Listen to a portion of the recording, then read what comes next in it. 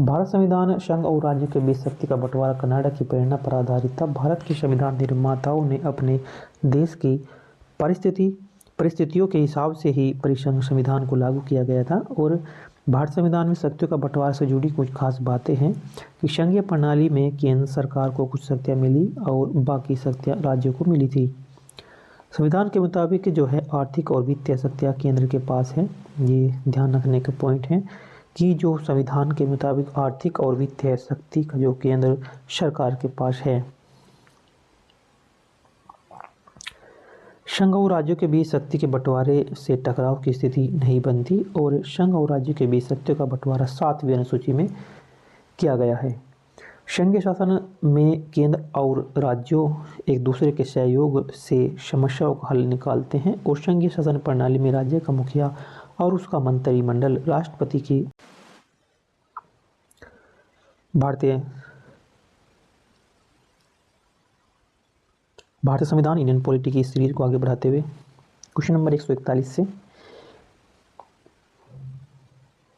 Question है कि किस देश के संविधान से भारत की संघीय प्रणाली को व्यवस्थित किया गया है।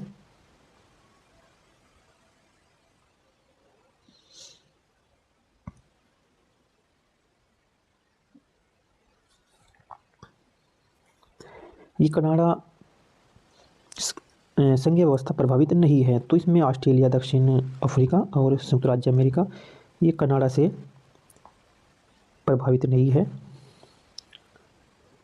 भारत की संघीय व्यवस्था कनाडा के संविधान से प्रभावित नहीं है। भारत के संविधान में संघीय शब्द का इस्तेमाल नहीं किया गया है। हालांकि भारत के संविधान में केंद्र और राज्यों के बीच शक्तियों का वितरण उल्लेख है। भारत संविधान में संघीय जो कुछ विशेषताएं हैं, लेकिन इसका शब्द का इस्तेमाल नहीं है। भारत संविधान के अनुच्छेद 74 के 1 में संघीय व्यवस्था का उल्लेख है। जो संघीय व्यवस्था है उसका उल्लेख है। संविधान के भाग 11 में केंद्र सरकार और राज्यों के बीच शक्तियों का वितरण उल्लेख भी दिया गया है। केंद्र और राज्यों के बीच शक्ति का वितरण संघीय व्यवस्था का ही एक आधार है। भारतीय संविधान के प्रावधानों में कई देशों के संविधानों से लिया गया है, जैसे कि अमेरिका के संविधान से लिया, आयरलैंड के, ब्रिटेन, कनाडा और ये ऑस्ट्रेलिया, जर्मनी, यूएसए, यूएसआर और फ्रांस, दक्षिण अफ्रीका, ये जापान।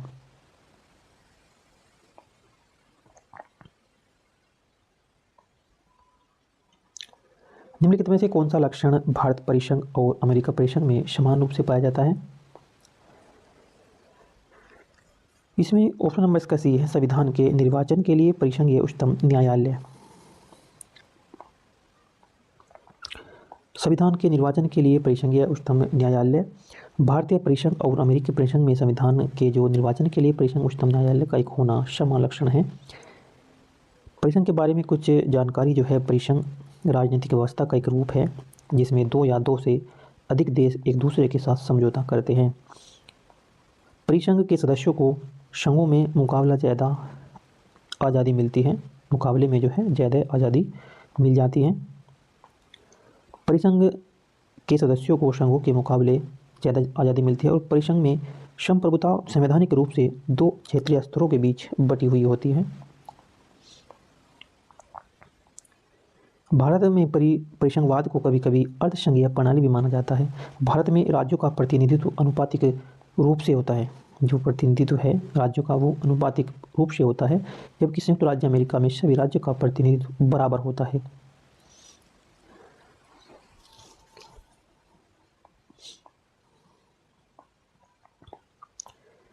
संघीय प्रणाली, शासन प्रणाली सर्वप्रथम किस देश में विकसित की गई थी। ये ब्रिटेन में की गई थी।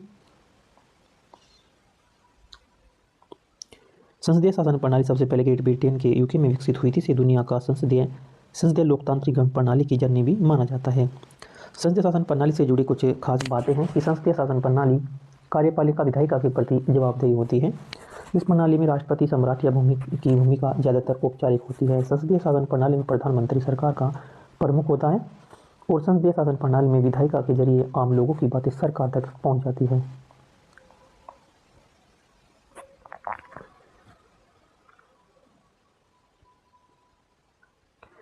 मध्य युग से ही आधुनिक सांसदों का इतिहास से जुड़ा हुआ है। यूरोप में आधुनिक संवाद पहला उदाहरण कोर्ट्स ऑफ लियोन था और डच विद्रोह के दौरान नीदरलैंड में संघ सरकार का एक प्रारंभिक उदाहरण विकसित हुआ था और स्वीडन में 1721 और 1772 के बीच संसदीय प्रणाली उभरी थी। निम्नलिखित में से वह संविधान दस्तावेज कौन सा है जिसका भारत संविधान तैयार करने में एक गहरा प्रभाव पड़ाता है? सबसे ज़्यादा जो प्रभाव पड़ा था भारत सरकार अधिनियम 1935 के द्वारा ही पढ़ा गया था। नेक्स्ट है कि भारत संविधान के अंतर्गत संघ और राज्यों के बीच शक्ति के विभाजन की जो प्रेरणा है वो हमने कहाँ से ली थी? शक्ति का जो विभाजन होता है ये हमने प्रेरणा कहाँ से ली थी? ये कनाडा के संविधान से ली गई थी। सहायता करता है।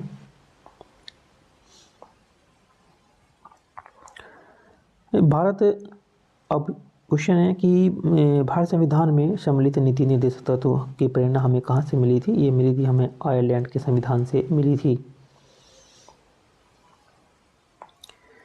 भारत संविधान में शामिल जो नीति निर्देशक तत्व है इसकी प्रेरणा में इंग्लैंड के संविधान से ली गई थी। भारतीय संविधान में इंग्लैंड के संविधान में भी इसी तरह का सिद्धांत है कि सामाजिक रीति के निर्देशक सिद्धांत कहा जाता है इन्हें। भारत संविधान के भाग 4 में अनुच्छेद 36 से 51 तक राज्य के नीति निर्देशक तत्वों का उल्लेख किया गया है। इन तत्वों का मकसद है कल्याणकारी राज्य स्थापन करना और सामाजिक और आर्थिक न्याय सुनिश्चित करना इनका मेन कार्य है। नीति निर्देश तत्वों से जुड़ी जो कुछ बातें हैं ये तत्व सामाजिक विचारधारा को अपनाते हैं।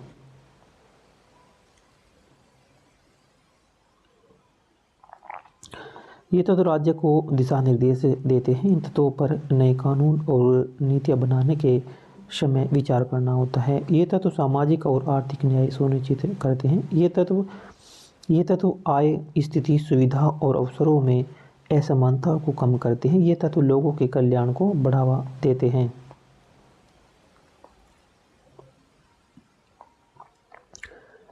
भारतीय संविधान में मौलिक अधिकारों का उल्लेख करते हुए निम्नलिखित किस देश का अनुसरण किया गया है? ये किया गया है अमेरिका देश का। भारत संविधान में मौलिक अधिकार का उल्लेख करते हुए जो है अमेरिका के संविधान का उल्लेख किया है, वहाँ से ही प्रेरणा ली गई है। भारत संविधान में मौलिक अधिकारों के बारे में कुछ खास बातें यह है कि संविधान के भाग 3 में मौलिक अधिकारों का उल्लेख है और संविधान के भाग 3 को भारत का मैग्ना कार्टा भी कहा जाता है।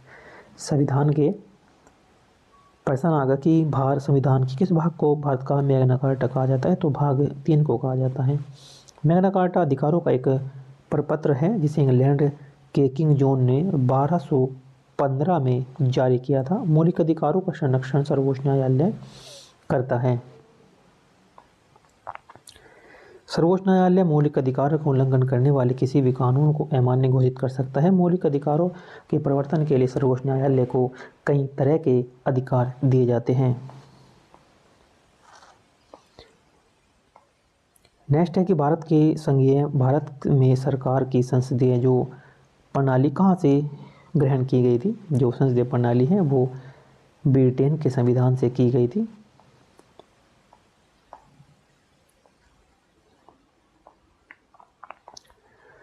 भारत में सरकार की संसदीय प्रणाली ब्रिटेन के वेस्टमिंस्टर मॉडल पर आधारित थी। संविधान सभा ने विचार विमर्श के बाद भारत के लिए इसी मॉडल को अपना लिया था। और भारत में संघीय प्रणाली की खासियत है कि भारत में संसद के 3 अंग हैं। भारत में जो है संसद के 3 अंग हैं। पहला है राष्ट्रपति, राज्यसभा और लोकसभा। प्रधानमंत्री देश का वास्तविक कार्यपालक होता है और प्रधानमंत्री लोकसभा के प्रति भी जवाबदेही है।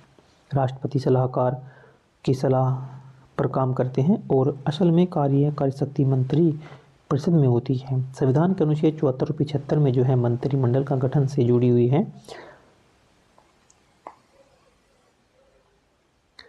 भारत में संसदीय प्रणाली की शुरुआत 1853 के चार्टर अधिनियम से हुई थी। निर्माताओं ने न्यायिक पुनरावलोकन के विचार को ग्रहण किया गया है वो अमेरिका से किया गया था। जैसे हाई कोर्ट से सुप्रीम कोर्ट में अपील की जाती है, यही न्यायिक पुनरावलोकन है।